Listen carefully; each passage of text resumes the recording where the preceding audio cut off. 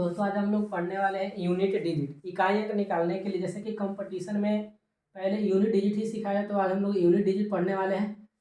दोस्तों unit digit में कैसे हम लोग नंबर्स के बड़े बड़े नंबरों के साथ में यूनिट डिजिट को कैसे निकालते हैं उसको आसानी से देखने का प्रयास करेंगे। दोस्तों जैसे कि आपको पहला नंबर पे दिख रहा होगा 478 मल्टीप्लाई है 156 इंटू है 28 इंटू 132। अब दोस्तों इसको इतना बड़ा मल्टीप्लाई करें तो बहुत देर लगेगा, इसलिए हमको इसको आसानी से यूनिट निकालना होता है। तो दोस्तों किसी भी नंबर का जो यूनिट होता है उससे पहले इस तरह से करके और इसको डायरेक्ट मल्टीप्लाई करेंगे। 8 सीखा कितना होता है 48, 8 सीखा कितना होता है 48, यानी कि 8 6 48, यूनिट कितना है 8, तो यहाँ पे 8 लिखेंगे। अब ठीक है, फिर इसमें भी कितना है 8, तो 8 8 कितना हो गया 64, 64 में यूनिट कितना है 4, 4 से 2 में मल्टीप्लाई करेंगे कितना आएगा 8, यानी कि इसका हमारा आंसर कितना हुआ 8। सेकेंड नंबर क्वेश्चन क्या 456 इंटू 432, फिर इसमें यहाँ पे ऐड का सिंबल दिया गया, किसका सिंबल है ऐड का, और ऐड का सिंबल है तो पहले इस दोनों को यूनिट निकाल करके लिख लेंगे। तो 6 2 कितना हो गया 12, 6 2 12, 12 में यूनिट कितना है 2, तो 2 लिख लिए। ऐड का सिंबल है ऐड रहने देंगे। 9 2 कितना होता है 18, 18 में कितना है तो 18 का यूनिट है आपका 8, कितना है 8, तो 2 और 8 के बीच में सिंबल है ऐड का, तो 2 और 8 को ऐड करेंगे तो 10 होगा, और 10 का यूनिट कितना है 0, कितना है 0, तो इसलिए हमारा आंसर होगा 0। अब दोस्तों इसमें देखते एक सब्ट्रैक्ट के साथ में दिया गया है, तो 5 से 1 को सब्ट्रैक्ट करेंगे तो कितना होगा 4, 5 से अगर 1 को सब्ट्रैक्ट करते हैं तो कौन सा नंबर आएगा 4। अब इसमें एक नोट पॉइंट है क्या कि यदि इकाई अंक ऋणात्मक आ जाए, इकाई अंक कैसा आ जाए ऋणात्मक यानी कि निगेटिव है, तब उससे क्या करते हैं तो उससे 10 से घटा देते हैं। 10 जैसे कोई ऐड भी बनाते हैं तो उसे कैरी करना होता है तो 10 ही लेते हैं, तो उसी तरह से इसमें घटाने के लिए भी 10 से ही घटाना होता है। किससे घटाना होता है 10 से। तो दोस्तों आइए देखते हैं इतना है 522, कितना है 522 है, और है सब्ट्रैक्ट कितना है 287। दोस्तों इसको कितना घटाएंगे, जैसे इस तरह से घटा रहे हैं तो 2 से 7 कटा तो कैरी करते हैं 1 2 12, 12 से 7 कट करते हैं तो 5, और इस तरह से आगे नंबर्स आते हैं। तो दोस्तों हम लोग को यहाँ से डायरेक्ट हमको यूनिट देखना होता है, ना कि इस तरह से हमको सब्ट्रैक्ट करना होता है। डायरेक्ट यूनिट क्या करते हैं हम लोग कैसी करते हैं, तो यूनिट इसमें कितना है 2 और यूनिट इसमें कितना है 7, तो 2 से यदि 7 को घटाते हैं तो -5 आता है, कितना आता है -5। और दोस्तों आपको बता दें कि लिखा गया है कि यदि निगेटिव है तो उसे 10 से घटाते हैं, किससे घटाते हैं 10 से, तो 10 से -5 को घटाएंगे तो आपका आंसर कितना आ जाएगा 5, जो कि आपका राइट आंसर है कितना 5। उसी तरह से सेकेंड क्वेश्चन है आपका 489 इंटू 439 एट सब्ट्रैक्ट कितना है 234 इंटू 122। दोस्तों इसको देखते हैं 9 आएंगे कितना होता है 81, 9 आएंगे 81, 81 में यूनिट कितना है 1 है, कितना है 1, सब्ट्रैक्ट दिया गया है 4 2 कितना होता है 8, तो 1 से 8 को कट करेंगे तो बच जाएगा हमारा -7, कितना आ जाएगा -7। और दोस्तों बताया है कि कोई भी नंबर से यदि यूनिट में निगेटिव आता है तब उसे 10 से सब्ट्रैक्ट करते हैं, किस नंबर से सब्ट्रैक्ट करते हैं 10 से, और 10 से यदि तो दोस्तों यहाँ पे 1 से 8 को कट की तो -7 आया। और बताया कि यदि कोई नंबर निगेटिव आता है, नंबर से यदि निगेटिव आता है तो उसे 10 से क्या करते हैं कट करते हैं, तो 10 से 7 को कट करेंगे तो बच जाएगा कितना 3, तो आपका इसका आंसर हुआ 3। दोस्तों इसमें एक और रूल क्या है कि यदि कोई संख्या हो, क्या हो कोई संख्या हो और उसका आधार यानी कि बेस यदि उसका हो, आधार का अंक बेस का अंक यदि 0 हो, कितना हो 0 हो 1 हो 5 हो या 6 हो, कौन कौन सा नंबर हो फिर सुनिएगा ध्यान से कि यदि किसी संख्या का आधार इकाई अंक 0 हो 1 हो 5 हो 6 हो, यदि कोई इतना में से कोई अंक है तो उसका इकाई अंक में कोई भी बदलाव नहीं होता है।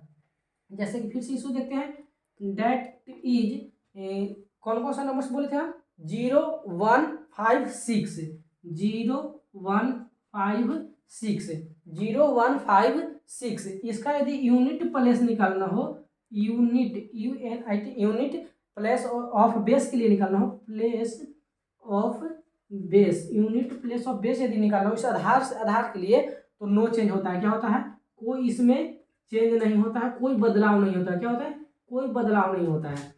तो दोस्तों इसी तरह के क्वेश्चन आपको देखने को मिलेंगे।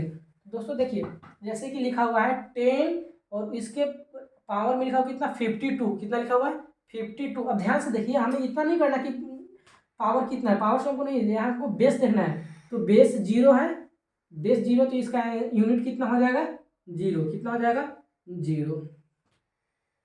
इसका बेस कितना है 1 और इसमें भी हमको पावर नहीं देखना है। क्यों नहीं देखना है, क्योंकि बोले हैं कि किसी भी नंबर्स का यदि बेस 0 1 5 6 हो तो इसका यूनिट प्लेस और बेस के लिए नो चेंज, कोई चेंज नहीं होता है। तो यहाँ भी 1, यहाँ भी हमारा 1 होगा।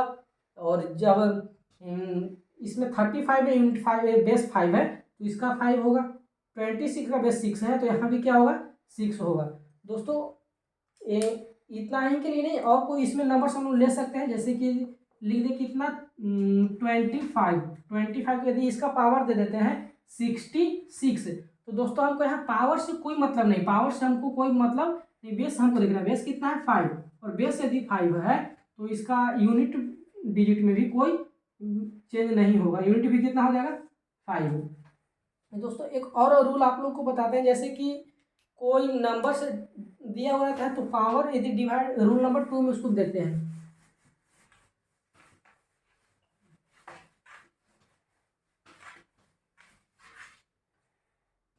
देखिएगा रूल नंबर 2 के लिए एक इसमें क्वेश्चन के रूप में हम लोग दिखाते हैं। जैसे कि पावर हो, क्या हो पावर, पावर और उसे डिवाइड करना हो 4 से। किससे करना हो 4, पावर डिवाइड 4 हो और इसका रिमाइंडर कितना आ जाए 0, रिमाइंडर कितना आ जाए 0, रिमाइंडर कितना आ जाए 0। तो इसको यूनिट के पावर में 4 करते हैं। क्या करते हैं यूनिट के पावर 4 करते हैं।